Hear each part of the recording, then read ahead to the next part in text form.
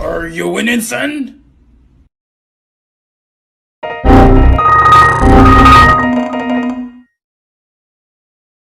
Cyberpunk 2077, arguably the most hyped up game of this decade, and it's made by the people that made Witcher 3, and that won this many awards. What could possibly go wrong? Ooh. Wow. To say that Cyberpunk 2077 had a rocky launch would be a definite understatement. The game was riddled with bugs on all platforms, and it could barely be played on the last-gen consoles that they were originally going to be released on. I know what you may be thinking. Another YouTube documentary about Cyberpunk.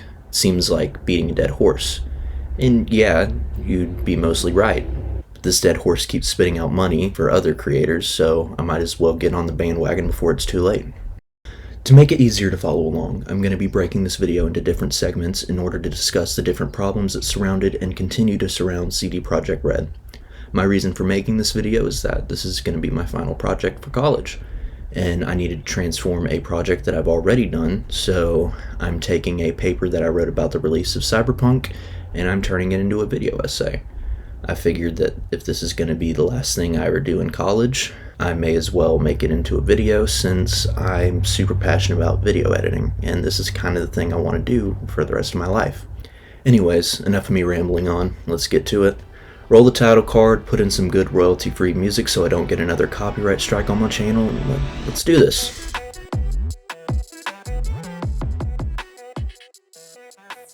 All the hype around Cyberpunk began on January 10th, 2013, whenever CD Projekt Red released their first official trailer advertising the game. Little information about the actual game was given. All that was presented was a really cool looking render of some girl with blades protruding from her arms, and she's covered in blood, and bullets are being fired at her from some futuristic looking police force, and they're just shattering against her skin. And then some police guy has like a gun pointed at her head, and like the trailer cuts out, and then it's the first ever announcement of the project's name, Cyberpunk 2077.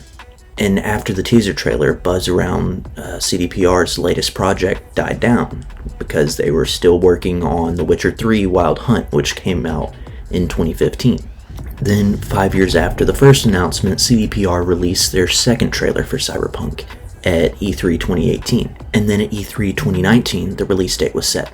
Cyberpunk 2077 would be released to the public on April 16th, 2020. Well, scratch that. There were some problems in development, no worries. It's a video game, it happens all the time. The game will be out September 17th, 2020. Wait. Really? November 19th. You sure? Okay, dang. Alright, well, December 10th. You're sure about it, right? It's gonna work? And it's gonna run fine on current gen consoles, right?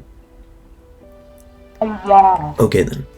On December 10th of 2020, Cyberpunk 2077 will launch to the public.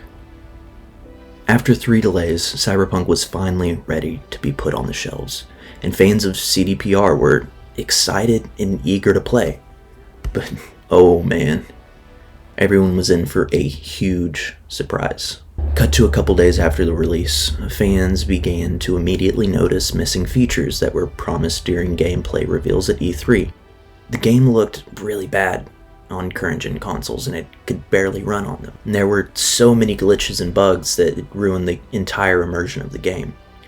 Fans were upset, and understandably so. They had paid at least $60 for a game that should have been delayed at least another 6 months, and $60 is the minimum. A lot of people pre-ordered this with the bundle that they would get, so it's like those decorative boxes that you get everything in with separate merch, and those can run up over $100 easily. And people that weren't able to get their hands on the newest gen consoles could hardly play the game at all.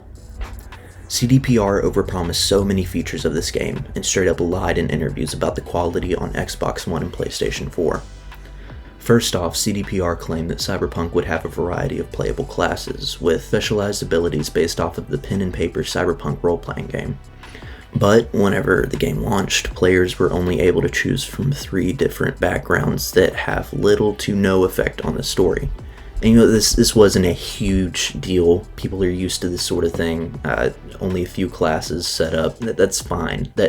That's not necessary for the game. It would be cool if, there was more variety, but it's okay that there's not. There are very few options in the dialogue trees that allow the player to use background-specific responses.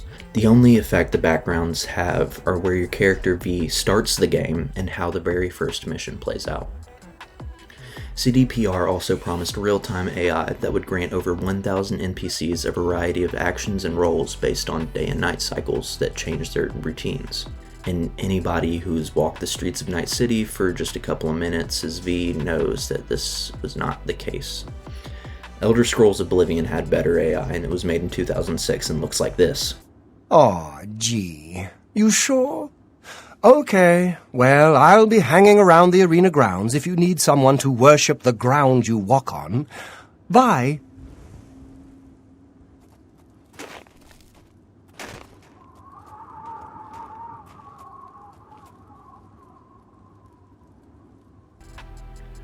To cut down on performance problems, CDPR made it to where NPCs only spawn where you are looking. So you can stare at some old dude on a bench, turn away from him for like a second, and then look back and it looks like you just missed out on the rapture.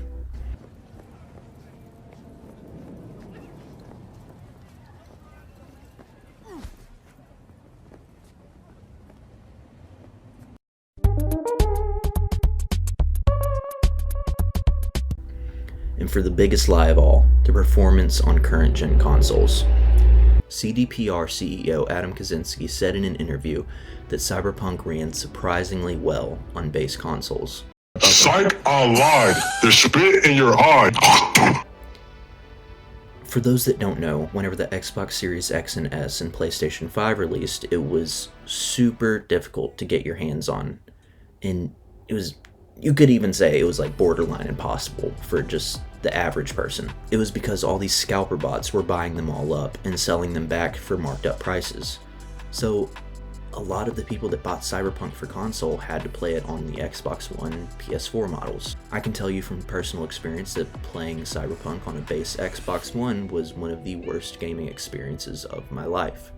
The frame rate was super bad and inconsistent. It would constantly jump between 30, 15, and 20 frames. But sometimes it would just go down to what felt like 2, especially whenever throwing grenades, shooting your gun. If there's like a big firefight or a really, it's supposed to be a really pretty cinematic cutscene, it just does not perform well. And I was lucky if I could play for more than an hour at a time without the game crashing. Luckily, I was able to play the rest of the game on an Xbox Series S, and almost all of those problems went away. The game would still crash every once in a while, but that just happens with big games on any console. Nobody expected the game to look amazing on the base consoles, but people expected it to at least run, because the original release date was before the newest generation of consoles were even going to come out. It got so bad that Microsoft and Sony had to step in. Microsoft ended up expanding the terms of its refund policy in order to allow Cyberpunk returns, while Sony just completely removed Cyberpunk off of the PlayStation Store, and they offered everyone who bought it a refund. And this was huge news because Sony is known for being extremely strict whenever it comes to offering refunds for a game. CDPR also offered to refund players that were not so satisfied if the store they bought it from would not allow them to return the game. Now that we've gone over how the hype was built for the game and how rocky the launch was, we can look into some of the possible reasons why the launch was so bad.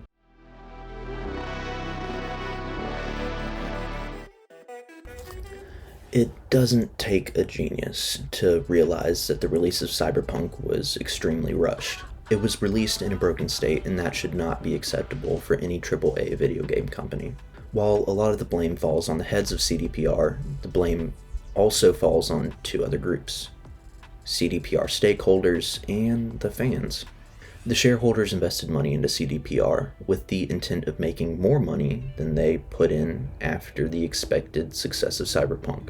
After the 3 launch delays, shareholders became impatient and wanted the game released so that they could just go ahead and make their money back. And at the time, they didn't care too much about the current state of the game.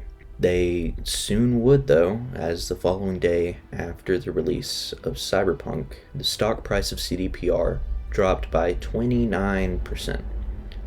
And if you don't know much about stocks, that's not good.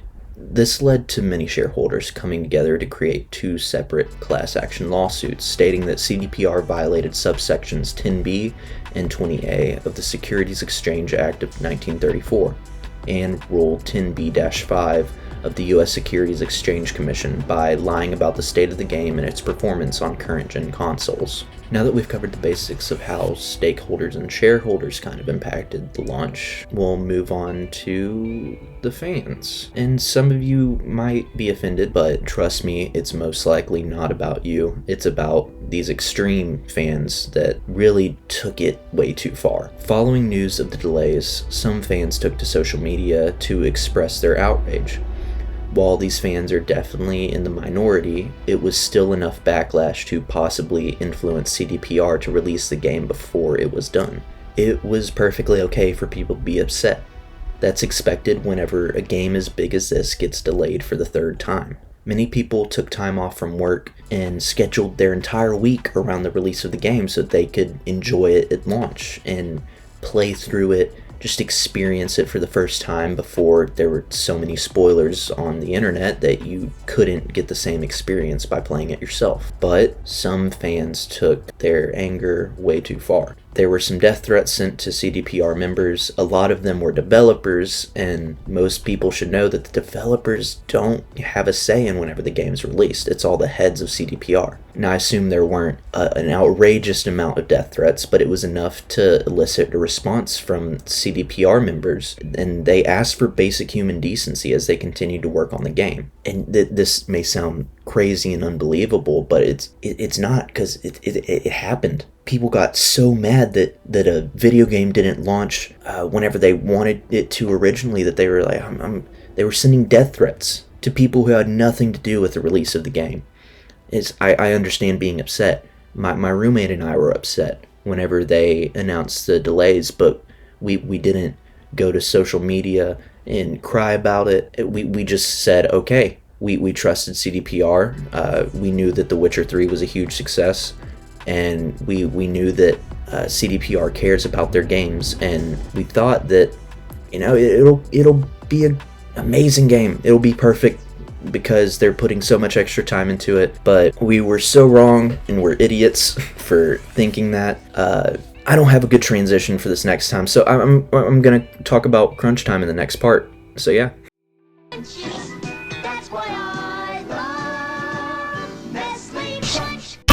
It's sad that crunch time has become a regular period of game development. For those that don't know much about it, crunch time is unpaid overtime where employees are forced to work in order to meet deadlines. CDPR is no stranger to using crunch time, as they implemented crunch time during the development of Witcher 3. They even admitted that the hours they forced their employees to work was inhumane and something that they were going to try and avoid while creating Cyberpunk.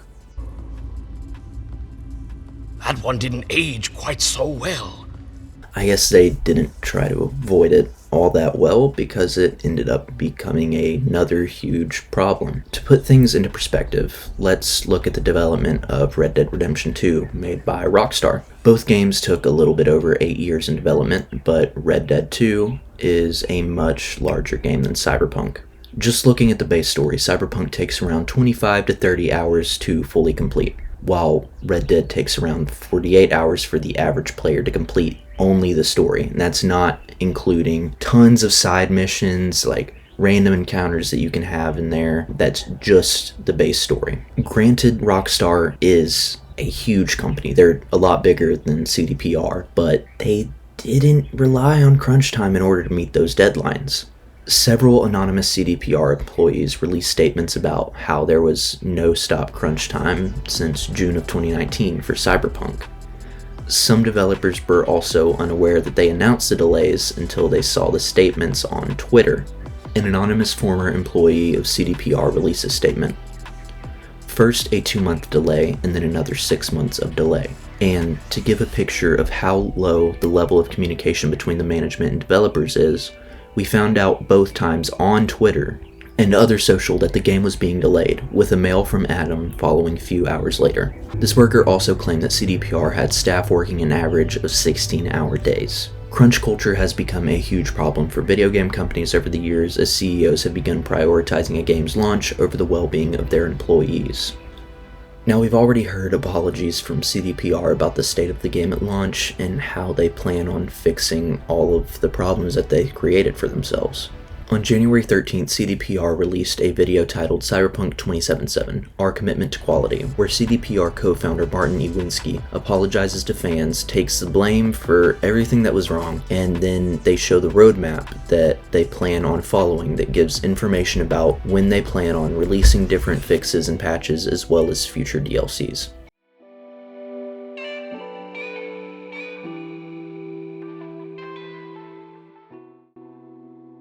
Before playing Cyberpunk, I basically knew nothing about it. My roommate was a huge fan of Witcher 3, and he was super excited for Cyberpunk because he loves CD Projekt Red, and I'd watch him sit on the couch and play Witcher 3 for, I think he played it for like an entire month, trying to 100% it on the Xbox, and he was just constantly telling me about how excited he was, and I could tell whenever they delayed the game again, because he would just be really upset whenever I walked in coming back from class, and he'd be like, Aaron, they delayed it again.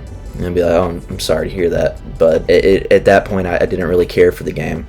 I started caring for it whenever he bought it for Xbox and computer, and since we game share, it was technically my game too. That's whenever I started caring about the game. I got about halfway through the story on Xbox One, and it was really rough. The game would constantly crash, and it was borderline unplayable. But then the clouds rolled back like a scroll, and we were able to get our grimy little gamer hands on an Xbox Series S, and the entire experience changed instantly. I was able to see Night City like it was supposed to be seen. The graphics were beautiful, the frame rate ran at a smooth 60 frames per second, and the game only crashed a couple of times after we upgraded. Of course, the game was lacking in some areas. Even though the game is marketed as an RPG, you can't really play it like that. There's a strict storyline, and CDPR kind of holds your hand like you're a child in a grocery store, but it didn't mean it wasn't enjoyable. There are plenty of fun games that have a strict storyline, and that's okay. But whenever you market it as an RPG, people are gonna want RPG elements in the story. Yeah, there were glitches and bugs, even on the new console, but sometimes it didn't take away from the game. It added sometimes. It can be funny to see an NPC T-pose and then essentially just hover down the street after you shoot your gun in the air. There's a lot of A-posing on motorcycles that I was able to experience on the base Xbox One. A lot of A-posing, a lot of graphical glitches. It was fun nonetheless. I never really experienced some game-breaking bugs that I'd heard other people experience, like glitches with whenever a certain person's supposed to call you for a mission, and sometimes they'll just never call. I had to wait a while. I feel like I experienced the bug, but then the game somehow fixed itself. So yeah, I don't know. I enjoyed it. This is the point where I may start to spoil the ending of the game, so if you haven't finished Cyberpunk, you haven't played it at all, or you just want to see all the different endings for yourself, which good luck, because there's so much stuff you have to do for that. There are like 7 or 8 different endings. I'll play it in like a couple years again, try and get a different one, but man, that game is tedious. But yeah, if you want to see all that stuff with your own 2 eyes, I'd suggest clicking off the video.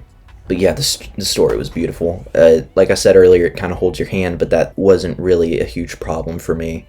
I was able to immerse myself into this awful city in a way that I haven't been able to do since I spent countless hours playing Skyrim my freshman and sophomore years of college. And Mom, if you're watching this, don't worry, I studied too. I'm a good boy. And the characters are beautifully crafted to the point where I feel like they're actual people that I have like a friendship or kinship with, and don't think I'm like some freak who lives through video games. I'm not. I have plenty of real life friends, but the way CDPR just writes characters, man, it's great. It's super cool how they can just make a few lines of code seem like an actual living, breathing human being. Let me just say the relationship questline for Pan Am was super cool. All the missions were action-packed. The dialogue didn't feel really weird. and I didn't feel like I needed to take a shower because of how odd it sounded. And yeah, it was definitely the best romantic option I've ever seen in a video game. Your feelings for her are not real. They are real to me! And this one goes out to my girlfriend. Please don't be offended by that. It was just a joke. I love you very much. Okay, moving on. Before I started the final few missions, I made sure that I did every side quest and objective on the map so that I could experience the entire game on my first playthrough. And I normally don't do that. I'll play a game just straight story the first time, and then maybe like a few months up to like 2 years later, I'll do everything and make sure I get every good item, all the achievements, because I want to appreciate all like the little things that developers put into the game. And so I would run around, do every single side mission. I did every single police scan. It felt tedious at times, but whenever I play games, I'm a little loot goblin, so I like to I'd go shoot up some bad guys down on one street, and then I'd quickly sprint like a madman with a revolver aiming in the air to another area, beat up everybody there, take all their loot, break it down, craft it, whatever, because that's just how I like to play games. I like to make sure that I just have a full inventory at all times. I'm just like right under max capacity. I was like that with Skyrim, Fallout 4, Fallout 3. At every game where there's a loot capacity, my character's just chilling right like 1 or 2 numbers under that max loot capacity. But yeah, looking back, I wish that I didn't do everything all at once, because as soon as I saw the credits roll, I felt empty. I dedicated so much time to this game, probably close to like 80 hours doing everything and just kind of driving around sometimes. Which, I mean, the driving sucks in that game. All the cars handle like a gallon of spoiled milk. They're bad at turning. The sensitivity's all messed up, and you can't even feel like you're a cool guy driving a futuristic car, because whenever you're in first person mode driving a car, you look like a toddler. Actually, you're a toddler sitting just staring at this, essentially what is the center of the steering wheel. You can't see over the dashboard. So yeah, I think V is actually supposed to be 5, which is really weird for some of the things that you can do in that game. But I spent so much time in the world of Cyberpunk that I didn't know what to do at that point. I didn't have any motivation to play other games. And seeing those final heart-wrenching cutscenes made me feel like genuine, I don't even use this word, but sorrow. I felt genuine sorrow. Johnny Silverhand sacrificed himself so that V could live a little bit longer. Granted, I made that decision that he would, because I felt like that's what my Johnny Silverhand would have done, because I chose all the dialogue options that made him and I essentially friends. And the game just punches you in the gut again as V just dies later on due to injuries that are received in the prologue whenever he gets shot in the head. For my playthrough, I think it's essentially like the true ending, or like the good ending, where V's like in space and he's flying towards some space casino that has somebody on there that can get me like a cure for whatever's wrong with me. But I was confused. At one point I was chilling in my futuristic mansion with Pan Am, and then the next I was in a space shuttle. So my tiny subhuman brain probably just couldn't piece together what was going on. But it was sad. I just saw the hope on my character's face as he like drifted towards the space casino, hoping that he could just hold on a little bit longer to get the cure. It's been a really long time since a game filled me with just raw emotion. I don't know if I can even recall a time where a game left me in such a state that Cyberpunk left me. Like I said, I had like zero motivation to play anything else. So yeah, I enjoyed the game a lot. I think that if they had delayed it again, taken more time ironing out all the bugs and issues, it would have been a true masterpiece. But they didn't, and that sucks a lot. So yeah, thanks for sitting through this mess of a video. I appreciate you spending your time watching this. So yeah, thanks for watching. Hope you have a wonderful day. Bye.